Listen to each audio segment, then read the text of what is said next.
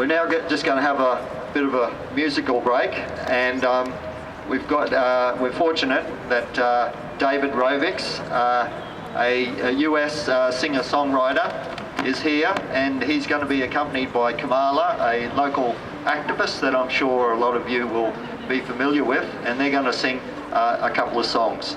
So David has written extensively about social justice and labour issues, and he has performed at numerous protests, rallies, pickets, fundraisers, and much more supporting these causes. So please, they've made their time available here for us today, so please make them welcome.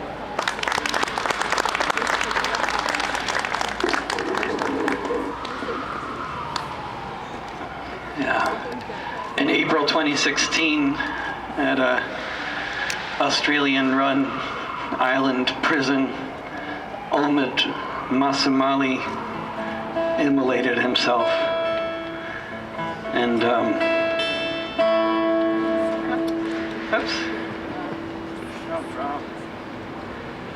I outsourced my brain a long time ago to a device, and I can't remember anything, like even my own name sometimes.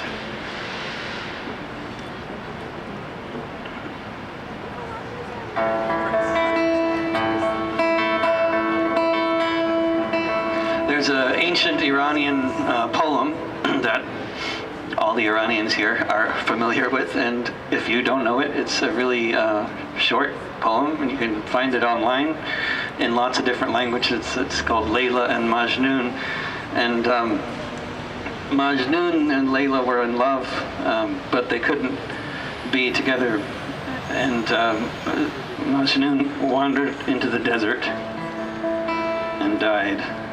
And I think it's very appropriate to the story of Omid Masoumali.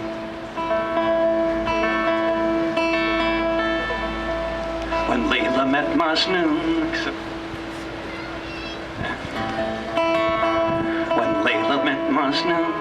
it was at a traffic light. He handed her his number at first sight. It all happened very quickly. Soon both of them were aware that life can be so good when it's shared. When Layla met Majnun, it was convenient, it would seem, that both of them were living in the city of their dreams. They had no plan to leave and lots of plans to stay, but one day that all changed and they had to go away. So Layla and Majnun together left the country. They got on a crowded boat, sailed the Pacific Sea. They were headed to Australia, a place they thought they knew. Then the Australian Navy took them to Nauru, where Layla and Majnun were kept there in detention on a tiny little island, run just like a prison, where they were told by immigration, dream all that you can, but your only pathway off this island is on a boat back to Iran.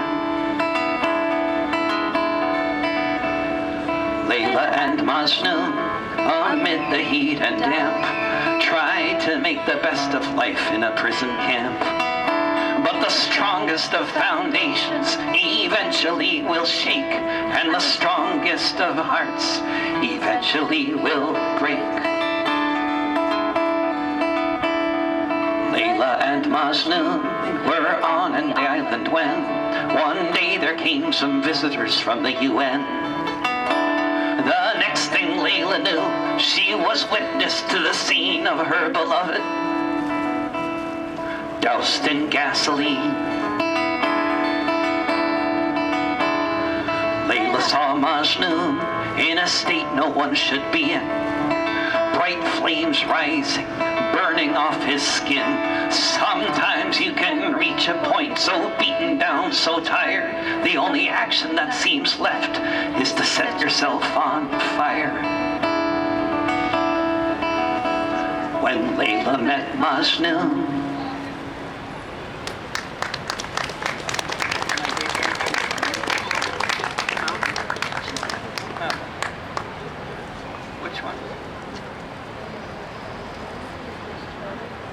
let's do that one. Yeah.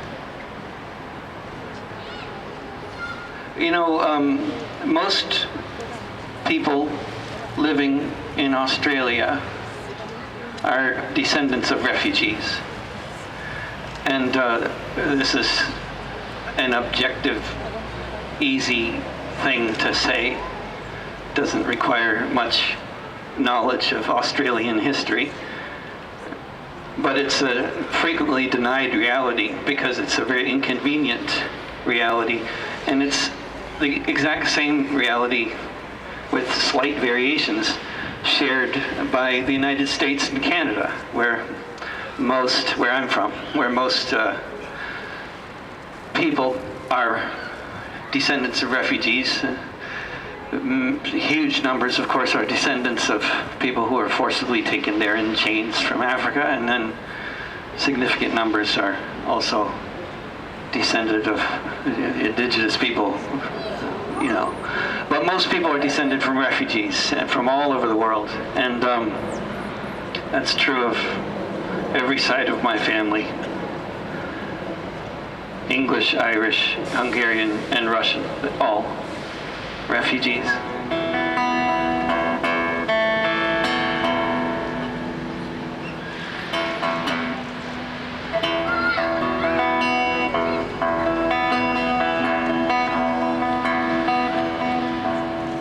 My mother's parents came here on a boat.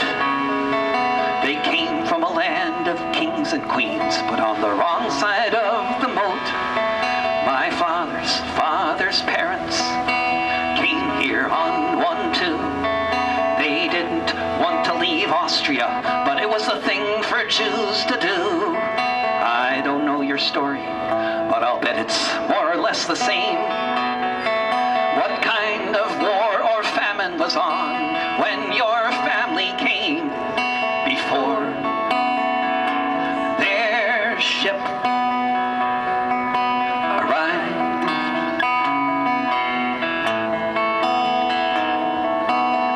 Did your folks come here to discover and explore, or were they refugees running from the war? Did they cross the freezing mountains to make it to the sea, all the while wishing that they never had to flee? Were they marched across the jungles with chains around their feet, nearly dying of exhaustion in the desert heat before their ship arrived?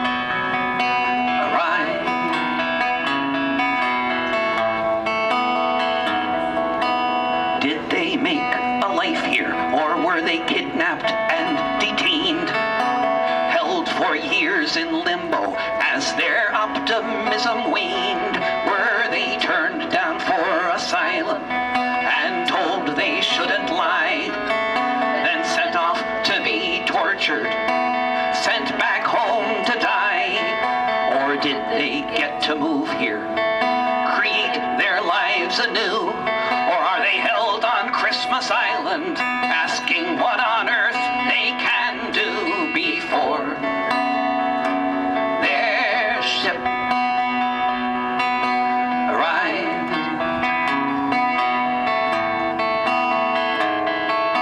Before